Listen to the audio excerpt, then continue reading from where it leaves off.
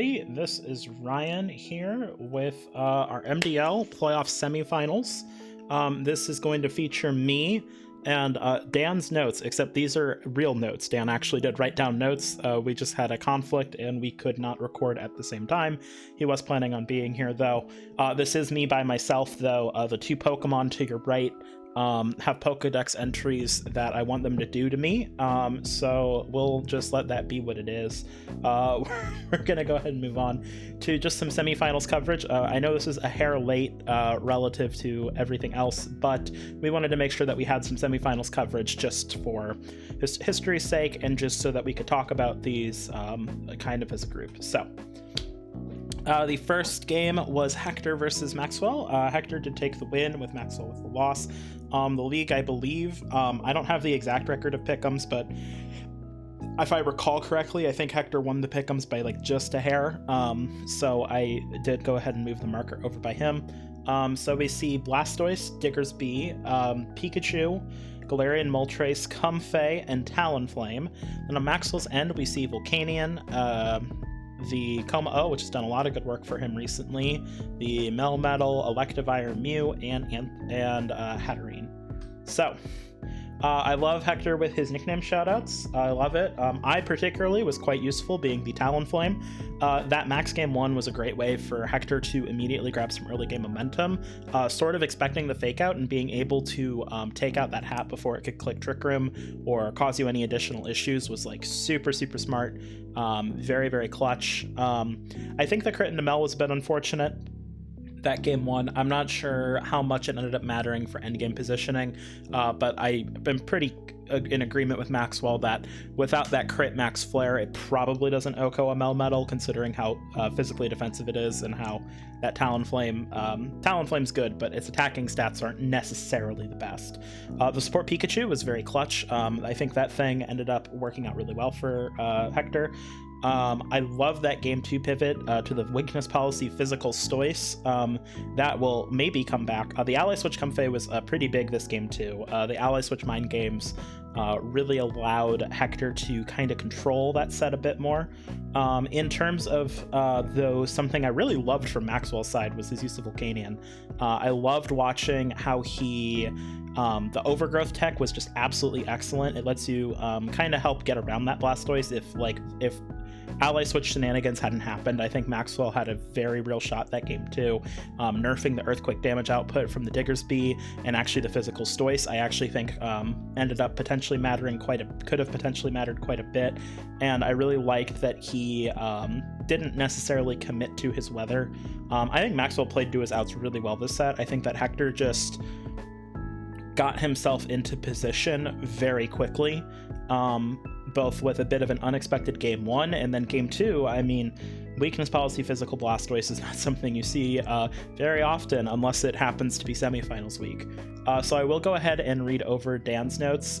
Hector, Dan is sad that he did not get a nickname to Pokemon for finals. You know, maybe toss Dan a bone.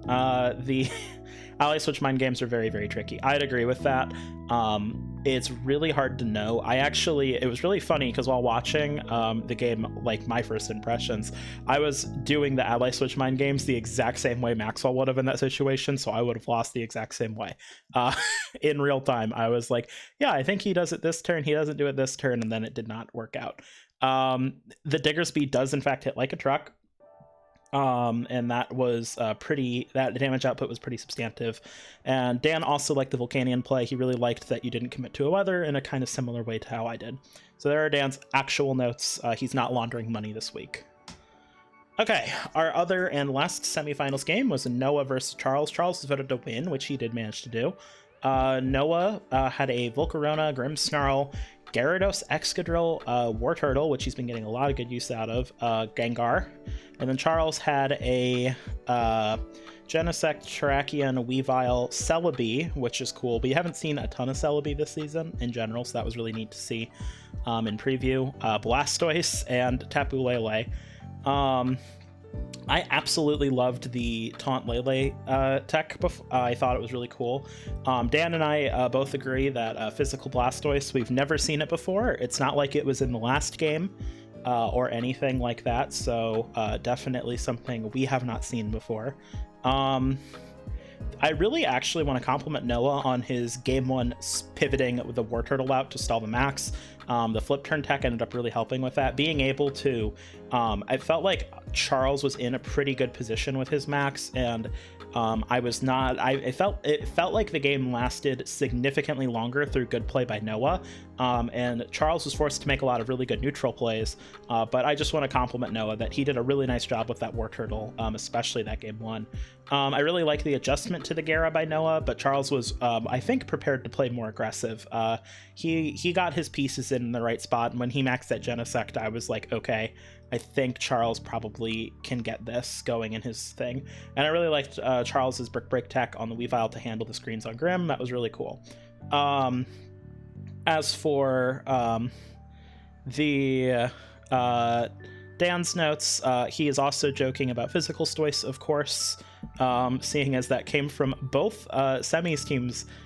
Weakness policy, physical stoice came from 2 of 4 semifinal coaches. That's pretty crazy. I do kind of agree with Dan. I'm not 100% convinced on the Spirit Break into the Stoice after the Iron Tail has been revealed. I guess he could have thought it was like a mixed Blastoise, which is definitely possible. But Charles was going for that pretty early on. I would agree too. The solid defensive plays on both sides was really key. They both made a lot of pivoting choices that were really smart.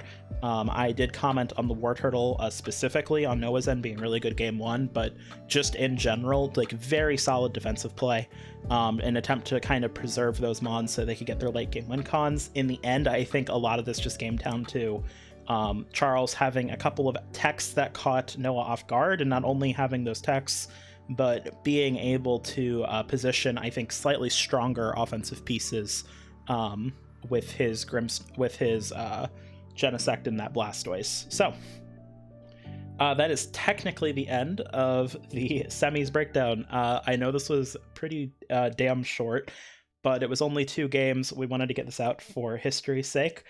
Finals are going to be live commentated by Matt and Maxwell. I believe they're the 2 that were the live recorders of that. That'll go up the day after this is released. So I'm super looking forward to finals. Congratulations to both Hector and Charles for their wins this week. They were both, these games were all excellent, of the kind of quality that you'd expect to see from our semifinalists. I wish them both the best of luck.